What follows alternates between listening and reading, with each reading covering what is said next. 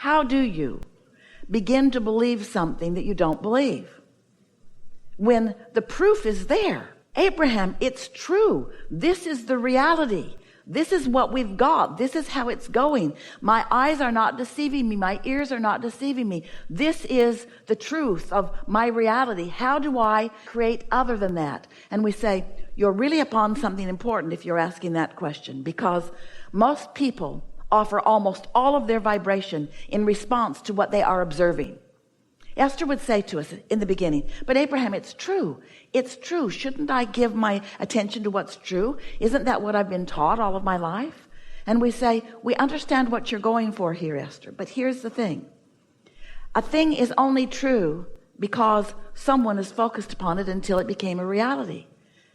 We would use a different criteria. Not, is it true, but does it feel good to me when I think about it? Is it something that I desire? And if it is something that you desire, then give it more and more and more of your attention. But if it is not something that you desire, giving it more attention only makes it more solid in your experience. You see how it works? How do thoughts turn to things anyway? Have you ever wondered about that? Do you see any pipelines trucking in new fuel from other planets? New mines are being dropped from the sky? How is it? How is it that thoughts are turning to things? Thoughts are turning to things through focus. Through focus and reception and response to that reception. That's how thoughts turn to things. That's how your economy evolves. That's how everything evolves. That's how the cells of your body evolve. Every part of evolution, which is what your eternalness is all about, is about thoughts turning to things. And so that's what we want to talk to you about. We want you to begin addressing yourself more vibrationally rather than physically. Because the physical parts of you, the physical things that you are giving your attention to, those are already manifested. That's already done. That's like gum that you've chewed the flavor out of. That really is not where you want to put your attention. You want to put your attention upon where you are going. So when life shows you that you want something, you want to be more forward looking toward the evolving and the unfolding of what you're asking for, rather than standing where you are, sometimes in the absence of what you want, justifying or defending why you should get more of what you want because you don't have it. Every subject is two subjects. It's like a stick that has two ends of it. And on one end is the absence of what you want, and on the other end is the presence of what you want. So the question that we're asking you is, when you ask for more money, where's your gut? Where's your emotion? Are you standing in a feeling of desperation? Are you standing in a feeling of disappointment? Or are you standing in an attitude of appreciation and anticipation? Where's your vibration relative to the things that you're asking for? Are you more of a vibrational match to what you want, or are you more of a vibrational match to its absence? Are you more of a vibrational match to the problem or the solution, to the question or the answer? Well, we can tell you the answer. You can tell by how things are unfolding. However it's turned out so far, that's what you're a vibrational match to. It's always that way. You can tell what you're offering vibrationally by what you're living, by what you're surrounded by. So, here's what we want you to hear that may be new for you. And it really is the answer to getting past beliefs that don't serve you. A belief is only a thought you continue to think. That's all. A belief is just a thought that you continue to think. Now we want to help you let yourself off the hook a little bit. You continue to think those thoughts because law of attraction really helps you to continue to think those thoughts. You can't think far past the thoughts that you're already thinking. So there's no hope for you. We've enjoyed this interaction immensely. Good luck with all of that. Think of us, we're living happily ever after. But there is a way that you can not so much bridge your belief immediately. You might be able to bridge a belief if you could surround yourself with other people who believe in the advantage that you have not yet given to yourself. So you may be able to bridge your beliefs if you had someone around you who knows answers to what you're looking for, and you don't know the answer, but they do, and they talk to you every day, and you get to watch them in their life, and eventually you could come to believe because they believe it and they're living it. You could change your beliefs a little bit. That's how most humans are bridging their beliefs, are changing their beliefs. But there's a much easier way. So we have some questions for you before we give you this important thing, the answer to all your hopes and dreams. Do you accept that you are more than this physical personality that you know as you? Yes.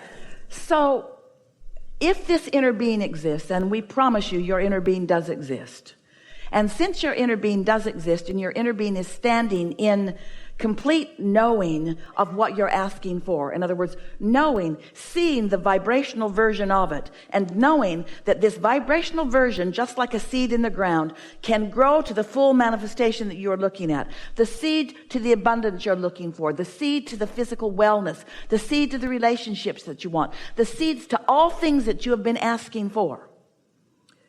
Since your inner being is there with those seeds, do you believe that your inner being is there with the beginning of what you're asking for? And do you understand that now you've got to do something about letting this vibrational version be realized by you? Your inner being doesn't have the right or the wherewithal to assert anything into your experience. You got to sync up with it. So you have to become a believer of the vibrational reality before the vibrational reality can come into your experience.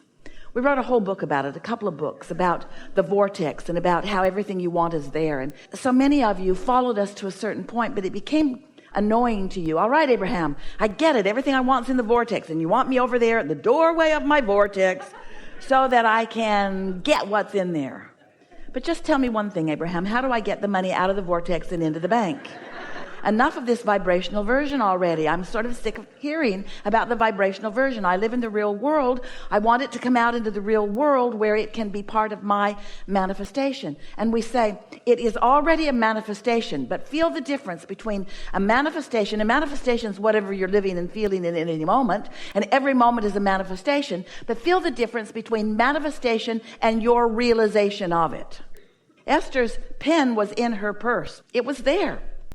But her realization of it wasn't. So it might as well have not been there because she didn't have hold of it. You see what we're getting at?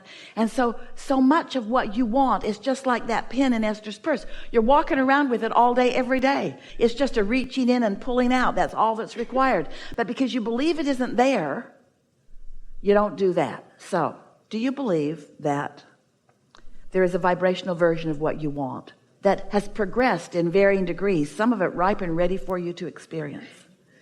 So if the answer to that is yes, then you really are ready for what we are encouraging in a very powerful way these days.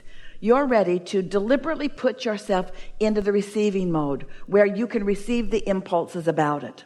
And this is different than bridging beliefs, because bridging beliefs takes time. Bridging beliefs means you have to take hold of a belief that you've got that is in defiance of something that you want and make it no longer in defiance of something that you want. Have you ever talked to anyone?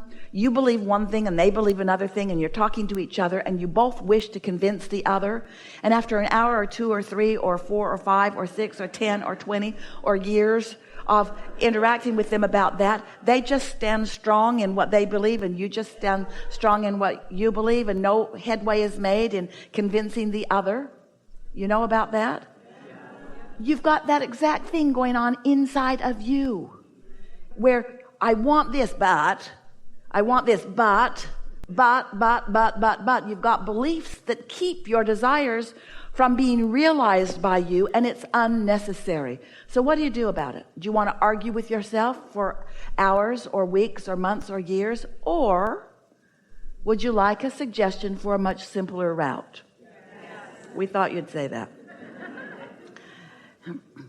When you quiet your mind, you stop all thought. And when you stop all thought, all beliefs, ooh, you're really going to like this.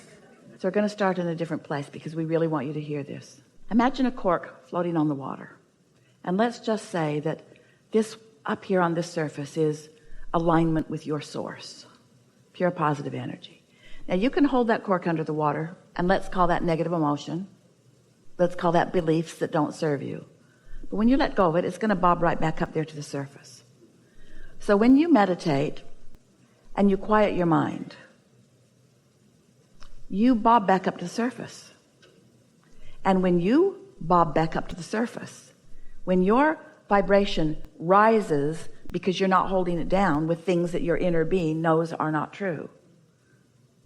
When hatred and fear are disengaged, and in their absence, you just move right back up into the natural love and pure positive energy that is you. That's what we call the receiving mode, which means now you are at the doorway of your vortex. Now, in that absence of contradictory beliefs, the beliefs of your inner being are dominant. In fact, they are only. When you meditate and quiet your mind and allow your vibration to rise, now you are only the frequency of your inner being. Now think about what we've been talking about already here today. So here's your inner being and this vibration, and here's you and this vibration, and everything you feel is about the mix of that. If you are in tune with your inner being, you feel wonderful. If you're not, you feel less wonderful to varying degrees, all the way over to awful. But when you meditate and quiet that part of your vibration, and your vibration rises, now you are at the doorway of your vortex. Now you are in the receiving mode. Now what your inner being knows about everything, and what your inner being knows mostly about is you, now it is your knowledge too. And so now ideas begin to flow to you through your path of least resistance. So when you are in meditation and a thought comes to you, that thought is a thought worth listening to, because it's not from this receptive mode of fear. It's from this receptive mode of knowing who you are, what you want, what's in your vortex, what's already been allowed by you to play out. Your inner being knows where you stand in relationship to everything you want, and knows your path of least resistance to guide you to it. Isn't that nice? So you're at the doorway of your vortex, and you might not be ready yet to translate into words like Esther is doing here, but you'll receive impulses, maybe an impulse to do something or an impulse to call someone. But then you're going to get back into your day. And as you get back into your day and you start observing what's going on in your day, you're probably going to reintroduce more resistance back into your experience. So the closer to meditation, the more likely you are to more clearly receive the answers that you've been listening for. The further into the day you get, the more you're going to start behaving like you usually do. But can you feel how, after a few days of this, or weeks of this, or even years of this, where you quiet your mind and tune to the frequency of who you are, that you could become more guided by that broader perspective? Esther's been asking herself a lot. Now, she's been receiving us since 1985. That's a long time. And yet, even today, she will ask herself as a thought comes, because your receiver is always on, isn't it? As a thought comes, she will ask herself, where did that thought come from? Now, if the television's on, it's pretty obvious where the thought came from. But when she's just taking her walk, or when she's in the shower, or when she's moving about in her day, and thoughts come as they do all day, she's been stopping and saying, where's that thought coming from? What receiving mode am I in? What train of thought led to that? Was I in the receiving mode of worrying about things, or was I in the receiving mode of appreciating things? And in time, you will come to realize that you have a very broad view helping you out. Some years ago, Jerry and Esther were in San Antonio. They live outside the city limits. And they'd gone into Bernie, the little town where they pick up their mail. And they couldn't get to the post office because there was a flood. The Cibolo Creek had overrun its banks, and the post office was flooded. They couldn't get in. And so they went home, and they immediately called their friends who live in San Antonio, which is downstream. And they own a ranch in San Antonio, 1,000 acres, and that Cibolo Creek runs right through their ranch. And Esther called and said, the Cibolo Creek is out of its banks up here. The post office is blocked off. We couldn't even get in. And it's headed your way. And so their friends were able to get the tractors out of the pastures and move the cattle and the horses out of the pasture. And as the creek made its way there in the next half hour or so, everything went well for them. And then Pat called and said, it sure is nice to have a friend upstream. And that really is the point that we want to make with you. You have infinite intelligence adoring you and upstream and aware of you and everything that is important to you.